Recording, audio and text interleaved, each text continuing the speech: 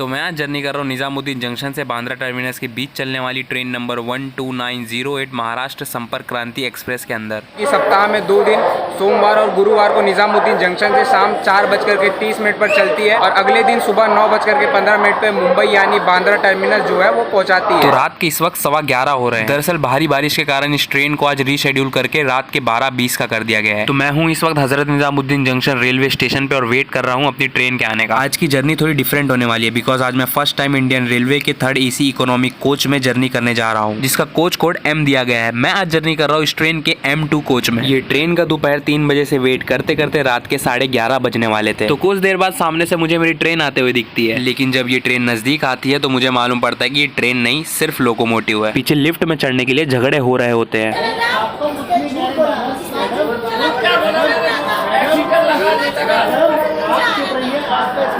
Train का इंतजार करते करते मुझे जोरों की प्यास लगती है, जिसके बाद जाके मैं पीछे स्टॉल से 15 का रेल नींद लेता हूँ और वापस वेट करने लगता हूँ अपनी ट्रेन का। तो कहीं जाके रात के 12 बजे करीब मुझे मेरी ट्रेन आती हुई नजर आती है। तो देखिए रात को करीब 12 बजे इस ट्रेन को निज़ामुद्दीन जंक्शन के 7 नंबर प्लेटफॉर्म पे लगाया गया है। तो ट्रेन तुगलकाबाद शेड के WAP7 लोकोमोटिव के साथ एंटर करती है हजरत निज़ामुद्दीन जंक्शन के 7 नंबर प्लेटफॉर्म पे।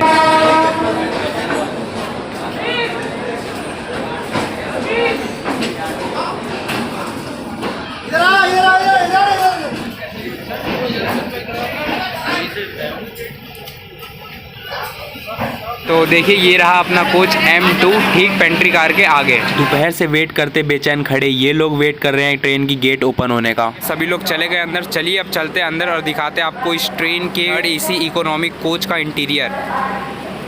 तो मैं जैसे ही कोच के अंदर एंटर करता हूँ मुझे वाकई काफ़ी एक अच्छा प्रीमियम लुक देखने के लिए मिलता है। कोच के बाहर का इंटीरियर तो काफ़ी ज़्यादा बढ़िया है। देखिए तो नॉर्मली आपने ट्रेनों में वॉश बेसिन राइट साइड देखा होगा, लेकिन इस इकोनॉमिक कोच में वॉश बेसिन लेफ्ट साइड है। तो वॉश बेसिन के ऊपर सोप होल्डर दिया गया रहता है। तो पानी की फैसिलिटी इसमें नीचे से रहती है, जहाँ पे लीवर प्रेस करने पे पानी आता है। मैं आगे बढ़ता हूँ अपनी कोच में। फिलहाल देखिए ये है अपनी से 35 अपर बर्थ।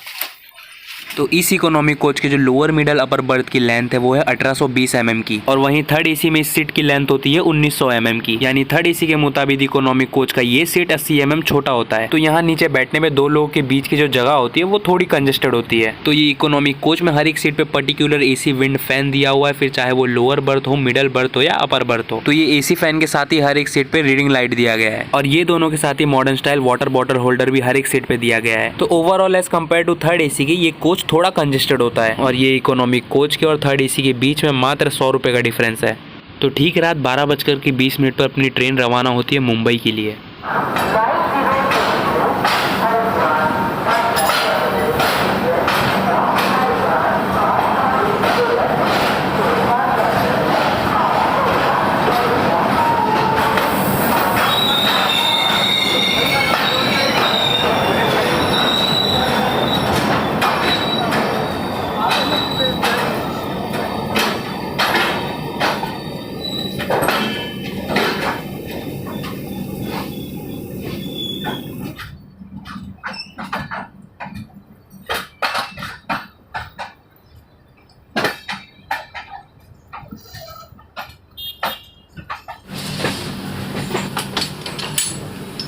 तो फाइनली मेरी ये ट्रेन निकल चुकी थी दिल्ली से मुंबई के लिए। रात के 12:30 बज चुके थे। तो दिन भर से ट्रेन का वेट करते करते थकान के कारण मुझे लगने लगती है जोरों की नींद। मैं किसी भी तरह ऊपर चढ़ के आके बैठ जाता हूँ अपनी सीट पे, जहाँ मैं बैठने की कोशिश तो करता हूँ लेकिन अच्छे से बैठ नहीं पाता।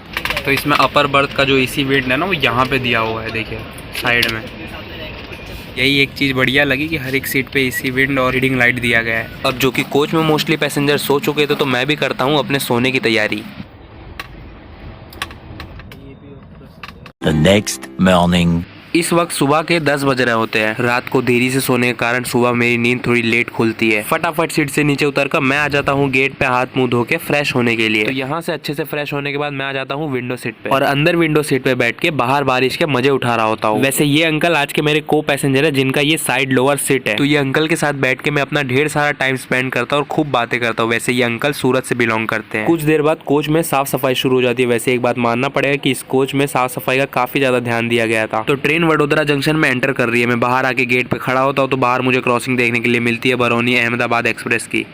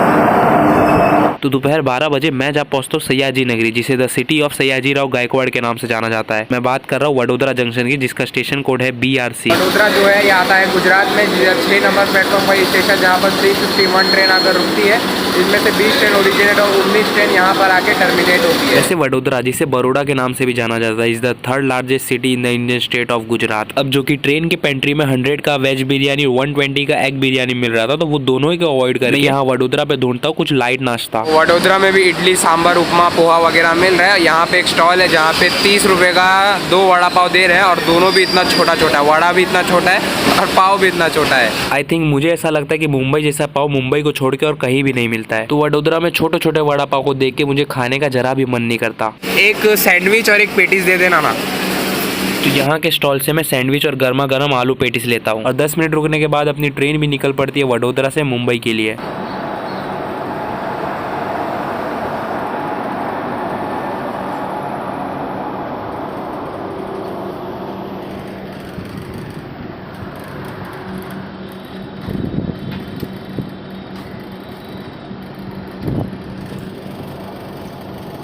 तो वडोदरा जाते ही मैं आके बैठ जाता हूँ अपने सीट पे और गर्मा गर्म आलू पेटीस एंजॉय करने लगता हूँ, जिसका टेस्ट वाकई काफी ज्यादा बढ़िया था। अब बारी थी सैंडविच की। सैंडविच को लेने के बाद मुझे पता चलता है कि इसके अंदर सिर्फ और सिर्फ हरी चटनी और ककड़ी डाली गई है, जिसका टेस्ट मुझे बिल्कुल पसंद नहीं आता। इस वक्त अभी हम लोग क्रॉस कर रहे हैं भरूच रेलवे स्टेशन, जहाँ पर इस ट्रेन का हॉल्ट नहीं है। भरूच स्टेशन के ठीक बाद ही आती है नर्मदा नदी, जिसको देखने के बाद ये अंकल का कुछ ये रिएक्शन होता है। जबरदस्त पानी भरा हुआ है यार यहाँ पे। दरअसल नदी में जबरदस्त बाढ़ आई हुई है, जिसका काफी ज्यादा पानी ओवरफ्लो होके बाहर आ चुका है। बड़ी नदी है ये।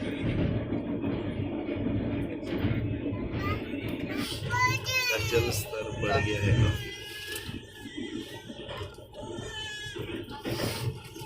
वो एक चाय देता हूँ।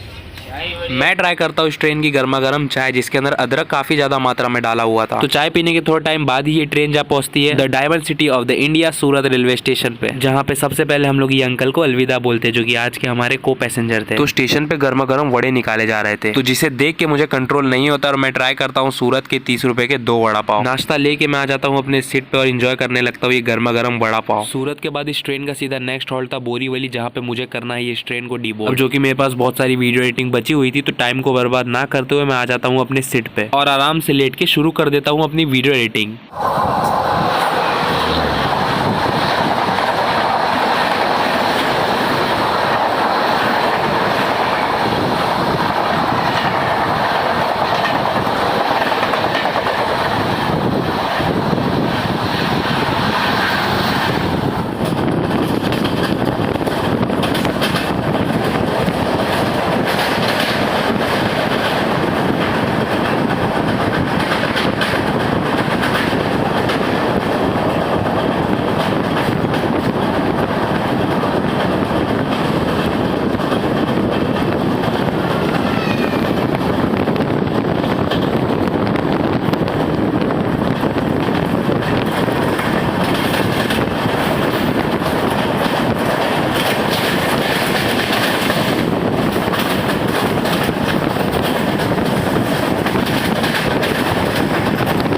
तो मैं अपने डेस्टिनेशन के काफी ज्यादा करीब हूँ। मेरे जैसे और भी सब पैसेंजर बोरीवली आने का इंतजार कर रहे हैं और देखते ही देखते कुछ समय बाद अपनी ट्रेन जा पहुंचती है अपने सेकंड लास्ट हॉल्ट और अपने final destination Borivali railway station पे। ओवरऑल जर्नी एक्सपीरियंस के बारे में बात करूँ तो दिल्ली से मुंबई आने के लिए one of the best train है ये। तो इस व्लॉग को कवर करने का मेरा main motive 3rd AC economic coach को कवर करना था। नॉर्मल 3rd AC से मात्र 100 रुपए कम है इस 3rd AC इकोनॉमिक कोच का fare as compare to 3rd AC। तो ये कोच थोड़ा सा कंजेस्टेड है, तो मेरा सजेशन यही है कि ये कोच और 3 टायर AC के बीच हम लोग 3 टायर AC कोच को सबसे पहले प्रायोरिटी देंगे। आज के लिए बस इतना ही, मिलते हैं हम लोग आपसे अगली नई जर्नी में।